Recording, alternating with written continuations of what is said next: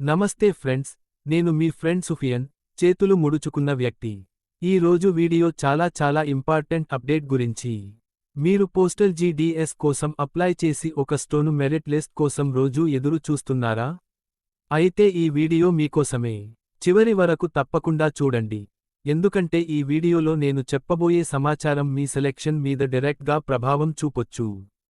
Police వాహనాలపై తిరిగే ఎరుపు లైట్ షాకింగ్ అప్డేట్ ఏమిటంటే, పోస్టల్ జీడీఎస్ ఒక స్టోను మెరిట్ లిస్ట్ వాయిదా పడింది.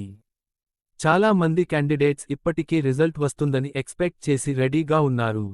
కానీ ఇప్పుడు అధికారిక సమాచారం ప్రకారం మెరిట్ లిస్ట్ రిలీజ్ కొంచెం ఆలస్యం అవుతోంది. ఈ వార్త విన్న వెంటనే చాలా మంది టెన్షన్ పడుతున్నారు. నా సెలెక్షన్ అవుతుందా? కట్ ఆఫ్ ఎంత ఉంటుంది? రిజల్ట్ ఎప్పుడు వస్తుంది? అని చాలా డౌట్స్ వస్తున్నాయి. ఈ అన్ని క్వశ్చన్స్కి క్లియర్ ఆన్సర్ ఈ వీడియోలో ఇస్తాను. ఇండియా పోస్ట్ ద్వారా ప్రతి సంవత్సరం గ్రామీణ్ డాక్ సేవక్ రిక్రూట్మెంట్ జరుగుతుంది. ఈ రిక్రూట్మెంట్ పూర్తిగా 10వ తరగతి మార్కుల ఆధారంగా ఉంటుంది. ఎటువంటి రిటన్ ఎగ్జామ్ ఉండదు. అందుకే ఈ జాబ్కి కాంపిటీషన్ చాలా ఎక్కువగా ఉంటుంది.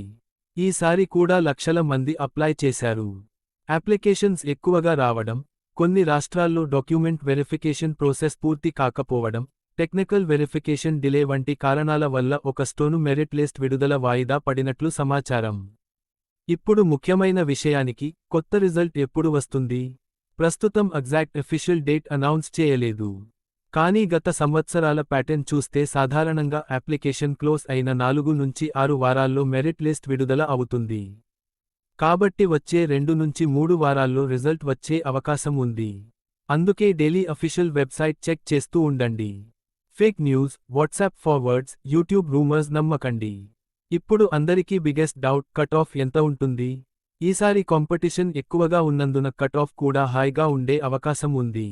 జనరల్ కేటగిరీకి 90% పైగా ఉండొచ్చు. ఓబీసీకి 85% నుంచి 92% మధ్య ఉండొచ్చు. ఎస్సీ, సెయింట్ కేటగిరీస్కి 75% నుంచి 88% వరకు ఉండే అవకాశం ఉంది. ఇవి ఎక్స్పెక్టెడ్ ఫిగర్స్ మాత్రమే. ఫైనల్ కట్ ఆఫ్ స్టేట్ వైజ్గా మారుతుంది. కొన్ని స్టేట్స్లో కాంపిటీషన్ ఎక్కువగా ఉంటే కట్ ఆఫ్ కూడా ఎక్కువగా ఉంటుంది. మెరిట్ లిస్ట్ రిలీజ్ అయిన తర్వాత ప్రాసెస్ ఎలా ఉంటుంది? ముందుగా షార్ట్లిస్టెడ్ క్యాండిడేట్స్ లిస్ట్ పబ్లిష్ అవుతుంది. మీ పేరు లేదా రిజిస్ట్రేషన్ నంబర్ ఉంటే మీరు డాక్యుమెంట్ వెరిఫికేషన్కి ఎలిజిబుల్ అవుతారు. ఆ తర్వాత మీకు SMS లేదా ఈమెయిల్ ద్వారా సమాచారం ఇస్తారు. మీరు ఒరిజినల్ సర్టిఫికెట్స్ తీసుకుని వెరిఫికేషన్కి వెళ్ళాలి. అక్కడ మీ 10వ తరగతి marks memo, cost certificate, residence proof, Aadhaar card, medical certificate వంటి డాక్యుమెంట్స్ వెరిఫై చేస్తారు. అన్ని కరెక్ట్గా ఉంటే ఫైనల్ సెలెక్షన్ కన్ఫర్మ్ అవుతుంది. ఇక్కడ ఒక ఇంపార్టెంట్ అడ్వైస్, ఎవరైనా మిడిల్ పర్సన్ ద్వారా సెలెక్షన్ గ్యారంటీ అంటూ మనీ అడిగితే పూర్తిగా ఇగ్నోర్ చేయండి.